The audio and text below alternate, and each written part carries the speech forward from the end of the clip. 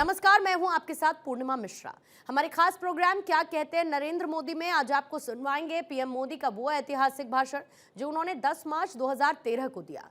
मोदी जी ने अपने भाषण में कहा कि हम किसी भी देश में रहते हों, हम कोई भी काम करते हों, लेकिन हमारी धरती के साथ हमारा नाता रहे, हमारी संस्कृति, परंपरा और हमारी भाषा के साथ हमारा नाता रहे, इसका अपना एक महत्व होता है। आज सारा विश्व ग्लोबल वार्मिंग के कारण परेशान है। हर कोई चिंतित है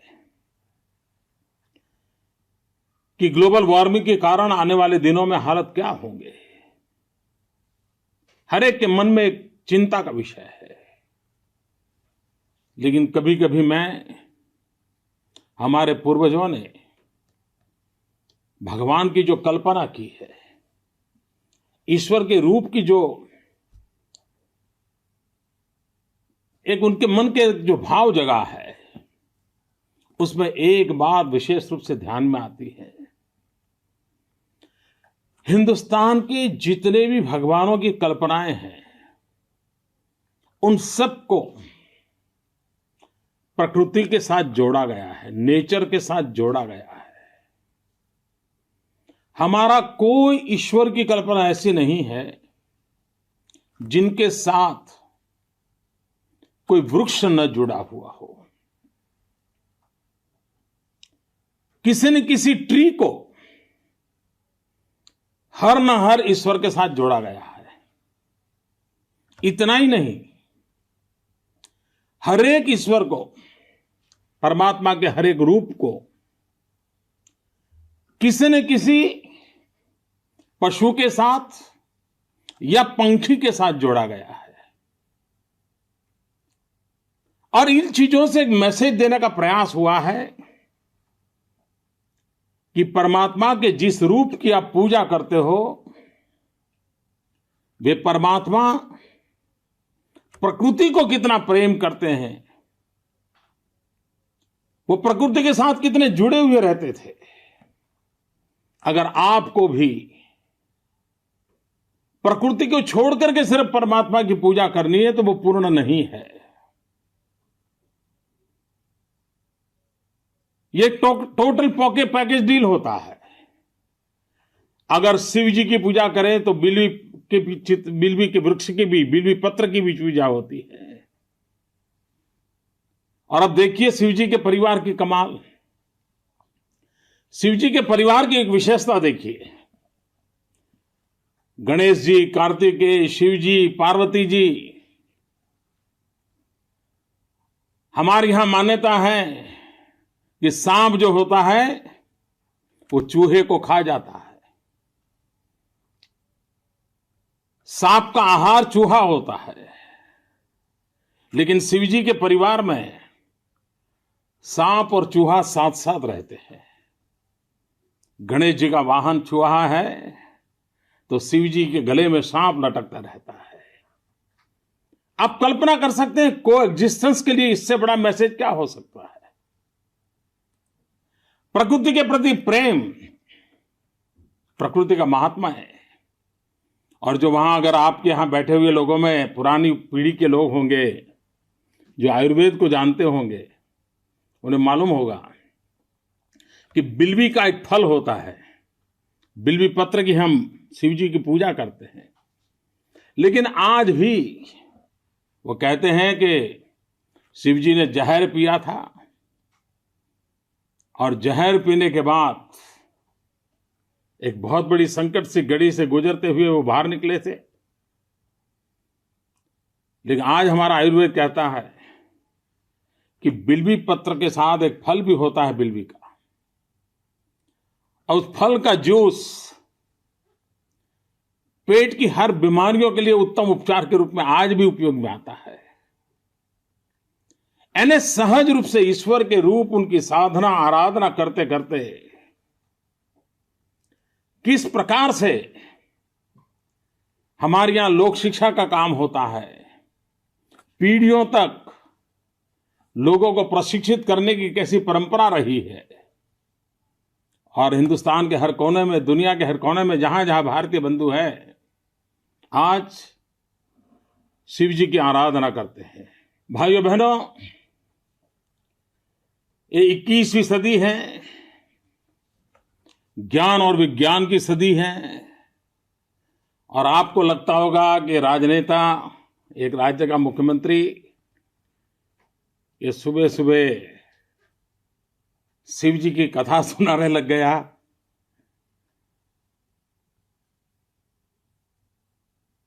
आपके मन में सवाल उठना बहुत स्वाभाविक है। लेकिन भाइयों बहनों, सार्वजनिक जीवन में शिव जी से एक प्रेरणा तो जरूर मिलती है। वो प्रेरणा है जहर पीने की और जहर पचाने की। और ईश्वर हम सबको दे शक्ति दें कि हम भी हर प्रकार की कटुता, बुराइयां, विकृतियां, इस रूप में जो जहर है, उस जहर को पचा करके हमारे भीतर से अमृत की वर्षा का संभावना पैदा हो। हमारा मन मस्तिष्क, हमारा मन मंदिर अमृत से भरा हुआ हो, ताकि हमारा हर शब्द, हमारी वाणी, हमारा व्यवहार, हमारा आचरण अमृतमय अनुभूति पूरी सृष्टि को करवा सके। और हम हिंदुस्तानी इन जिन परंपराओं से जुड़े हुए हैं, हम जरूर,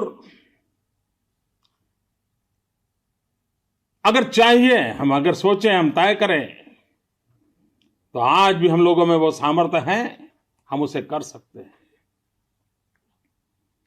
हमारे पूर्वजों का तो मंत्र रहा था, वयम अमृतस्य पुत्रः। हम अमृत के रूप है, अमृतम, ये सोच के हम लोग हैं। और इसलिए भाइयों बहनों, जिनके पास ये सामर्थ्य होता है, ये बहुत भी कर सकते हैं। मित्रों, हम किसी भी देश में रहते हो, हम कोई भी काम करते हो, लेकिन हमारी धरती के साथ हमारा नाता रहे, हमारी संस्कृति के साथ हमारा नाता रहे, हमारी परंपराओं के साथ हमारा नाता रहे, हमारी भाषा के साथ हमारा नाता रहे, इसका अपना एक महात्म्य होता है। आज भी आप चले जाएं, मॉरिशस चले जाएं, वेस्ट इंडीज चले जाएं, 125-150 साल पहले मजदूर के रूप में जो लोग गए,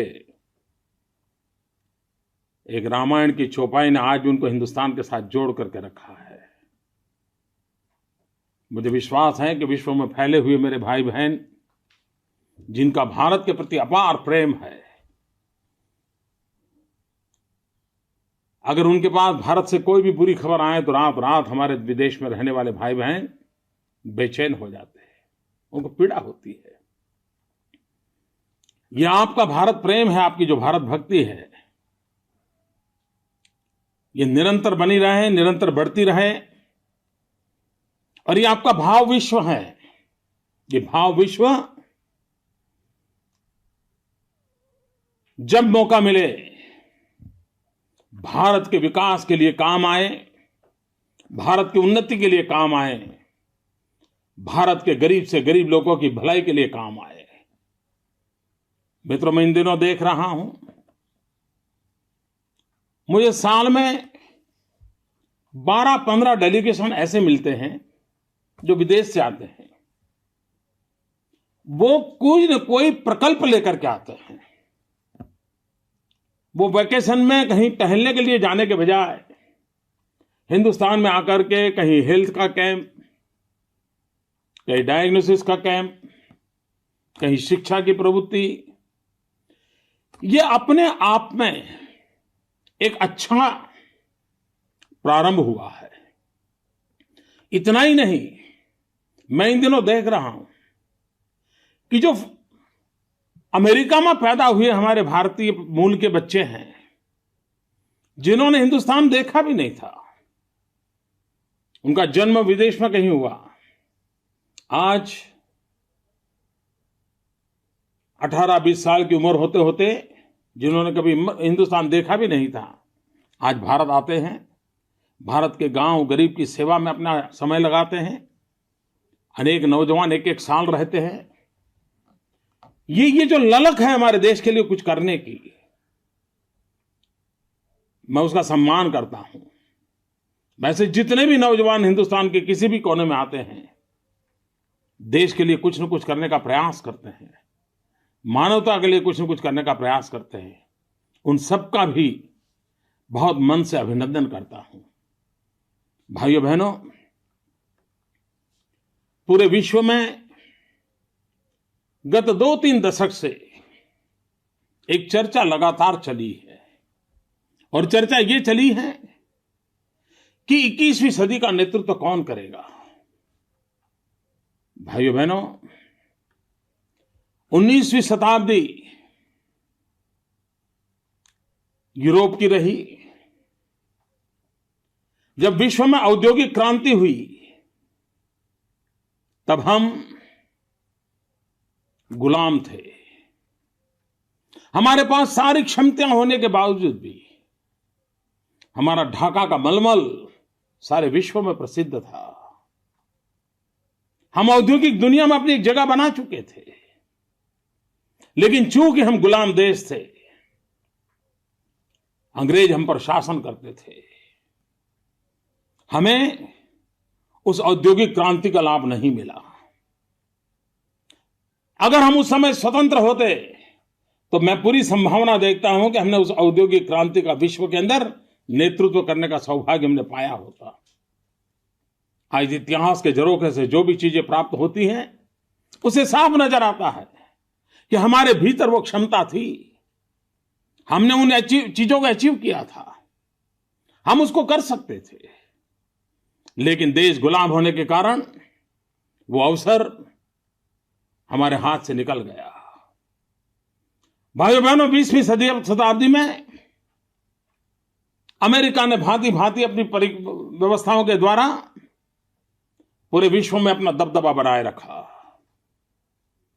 चीन ने भी अपना सर ऊंचा करने की कोशिश की, लेकिन 20वीं शताब्दी में भी हम आजादी के आंदोलन की ऊंचाई पर, तीव्रता पर थे। महात्मा गांधी के नेतृत्व में देश आजादी के जंग में जुड़ा हुआ था, और उसके कारण 20वीं शताब्दी भी हमारे नसीब नहीं आई।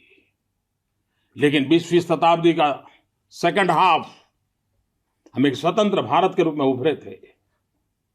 100 करोड़ का देश, दुनिया का ध्यान आकर्षित करे बड़ा स्वाभाविक था।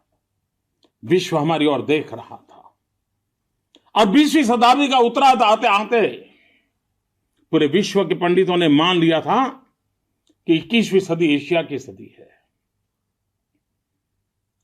डिबेट यह होती थी, क्या चाइना लीड करेगा, क्या हिंदुस्तान लीड करेगा। और भाइयों बहनों, जब अटल बिहारी वाजपेयी के नेतृत्व में एनडीए की सरकार चल रही थी, 20वीं शताब्दी के आखिरी दिन थे, एक बार पूरे विश्व में, देश में एक माहौल बन चुका था कि हां भाई, अब हिंदुस्तान कुछ करेगा। और विशेष करके वाजपेयी जी ने सरकार बनाने के कुछ ही महीनों में जब न्यूक्लियर टेस्ट किया, तो विश्व भर में भारत को प्रेम करने वाले लोगों में एक नया विश्वास पैदा हुआ था। उस एक घटना ने विश्व भर में फैले हुए हिंदुस्तानी, जो बार बार सर नीचा रख करके जीने के लिए मजबूर होते थे, सीना तान कर खड़े नहीं रह पाते थे, वाजपेयी जी के इस हिम्मतपूर्ण निर्णय के कारण पूरे विश्व में फैले हुए भारतीय समाज में एक नई चेतना का वातावरण बना था।